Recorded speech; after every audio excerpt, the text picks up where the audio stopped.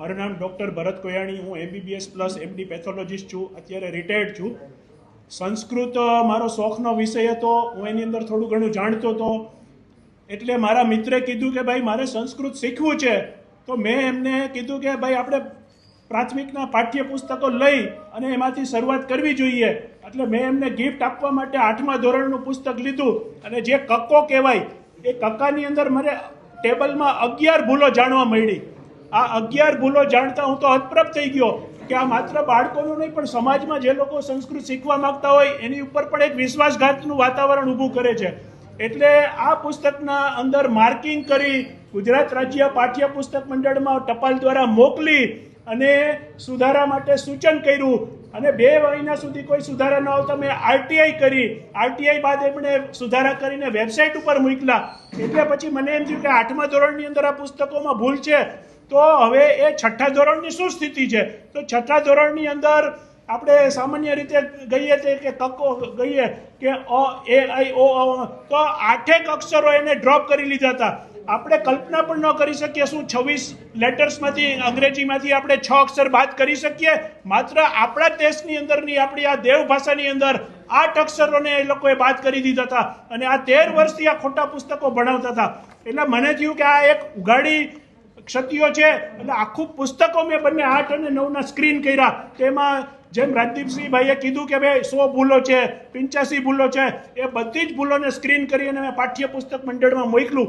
તો મારી ઉપર એ લોકોએ સુધારા કરી અને વેબસાઇટ ઉપર અપલોડ કર્યા.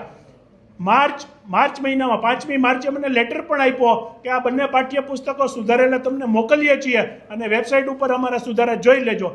આ થયા પછી નવા પુસ્તકો બહાર પડવા જોઈએ. એટલે મેં કીધું કે ભાઈ તમે વેબસાઇટ ઉપર સુધારા મૂક્યા છે પણ એ નવા પાઠ્યપુસ્તકની અંદર આવરી લીધા છે કે નહીં? એટલે હું બજારની અંદર 13/7 પુસ્તક લેવા ગયો તો પહેલું જ મને પુસ્તક જૂનું 2025 પહેલાંનું આપવામાં આવ્યું. એટલે હું તો હતપ્રભ થઈ ગયો કે અત્યારે બજારમાં સુધારેલું પુસ્તક અને ખોટું પુસ્તક બંને વિદ્યાર્થીઓને કેમ ખબર પડે કે આ સાચું છે કે ખોટું છે? એટલે મેં ટેલિફોન દ્વારા ત્યાં જાણ કરી તો કે એ લોકોનો જૂનો સ્ટોક હશે. કંઈ વાંધો નહીં. હવે સ્કૂલ ચાલુ થઈ ગઈ અને 20 દિવસ થઈ ગયા. અડધા પાસે ખોટું પુસ્તક હોય, અડધા પાસે સાચું પુસ્તક હોય.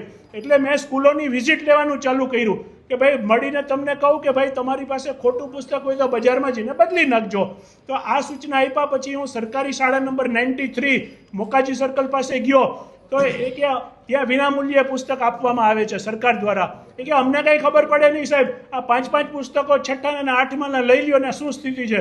તો હું તો આશ્ચર્યચકિત થઈ ગયો કે ભાઈ એની ઉપર લેબલ હતું 2026નું અને અંદર તો સુધારા કર્યા વગરનું જૂનું પુસ્તક ધાબડી દીધું હતું. એટલે મેં પાછું ત્યાં ફોન કર્યો તો મને કહે તમે એવિડન્સ પૂરા પાડો કે આ પ્રકારનું પુસ્તક છે. એમણે તસ્દી લીધી નહીં કે ભાઈ આ પ્રકારની આપણે તપાસ કરીએ સ્કૂલમાં. એટલે પછી મેં જુદી એક જુનાગઢની સ્કૂલની મુલાકાત લીધી. અહીંથી નિકાવા ગામ છે જામનગર જિલ્લાના, ત્યાં 2 સ્કૂલની મુલાકાત લીધી અને મારા જે રિલેટિવ્સ હોય જે ભણતા હોય એમના પાઠ્યપુસ્તક લઈ ઝેરોક્સ PDF બનાવી અને પાઠ્યપુસ્તક મંડળમાં મોકલી. મારે એવિડન્સ મોકલવા પડ્યા. એમણે તસ્દી ન લીધી. મેં કીધું તમારો રિપ્રેઝેન્ટેટિવ આ સ્કૂલોમાં મોકલે કે અમારી પાસે કોઈ એવી વ્યવસ્થા છે નહીં. એટલે એવિડન્સ સાથે જે ભૂલ ભરેલા પુસ્તકો સપ્લાય થયા છે મારી પાસે એના ઝેરોક્સ કોપી પડેલી છે. આ કર્યા પછી આપણને એમ થાય કે ભાઈ આ સુધારો વેબસાઇટ ઉપર મૂક્યો ગુજરાતીમાં, તો ઇંગ્લિશમાં તો કોઈ સુધારા જ નથી કર્યા કે જાણે કે ઇંગ્લિશવાળા વિદ્યાર્થીઓ આપણા છે જ નહીં. એટલે અત્યારની સ્થિતિમાં સરકારી શાળાઓમાં પછી મેં રાજદીપસિંહભાઈને વાત કરી કે ભાઈ આ રીતનો એક ગંભીર પ્રશ્ન છે. એમણે ઉત્સાહથી આ પ્રશ્ન ઉપાડી લીધો. હું રાજદીપભાઈ અને બીજા કોર્પોરેટર શ્રી સાથે 92 number Shivshakti university road Bhagat Singh ગાર્ડનની સામેની સ્કૂલની મુલાકાત લીધી અને એમણે કન્ફર્મ કર્યું કે ભાઈ આ ખોટું પુસ્તક કે જેની ઉંમર પાછું 2026ની સાલ મારેલી છે એવું દરેક વિદ્યાર્થીઓની પાસે સપ્લાય થયેલા પુસ્તક છે. એટલે આ ગુજરાતનું એક મને અંદરખાને ખબર પડી છે કે 1.5 લાખ આવા પુસ્તકો જૂના છે અને એની ઉપર 2026નું એટલે કે નવું સુધારેલું પુસ્તકો એવો ભ્રામક કરી અને 1.5 લાખ ખોટા પુસ્તકોને વિનામૂલ્યની શાળામાં ધાબડી દેવામાં આવ્યા છે. અત્યારની જે કંઈ છે એ ગરીબ વિદ્યાર્થીઓ છે, લાચાર વિદ્યાર્થીઓ છે, એનો ફાયદો ઉપાડી અને આ બધી વસ્તુઓ પૂરી પાડી છે. એટલે રાજદીપભાઈને મેં વિનંતી કરી કે ભાઈ આની સામે આપણે એક જોરદાર લડત ઉપાડવી જોઈએ. એટલે એમના માર્ગદર્શન નીચે જ મેં આ બધું કરેલું હતું. અને આજે આ કંઈ પ્રેસ મિટિંગ છે એમના તમે લોકો આમાં સાથ સહકાર આપો, એટલે જેથી કરીને જે ખોટા પુસ્તકો છે, અમારી માગણી એવી છે કે ભાઈ ખોટા પુસ્તકોની સ્થાને નવા પુસ્તકો તમે બાળકોને આપો. અને જે લોકોએ કૌભાંડ કરેલું છે એની સામે સખતમાં સખત પગલાં લ્યો. અમે લોકોએ તો મેં તો પોલીસ ફરિયાદ પણ કરી છે. આ ડોક્યુમેન્ટ છે, કોઈ પણને દાખલા તરીકે આપણે રિઝર્વ બેંકની કોઈ નકલી નોટ ચાલતી હોય તો એની ઉપર પોલીસ એક્શન લઈ શકે. એવી જ રીતે પાઠ્યપુસ્તક જૂનું અને 2026 કરીને એક છેતરપિંડી છે.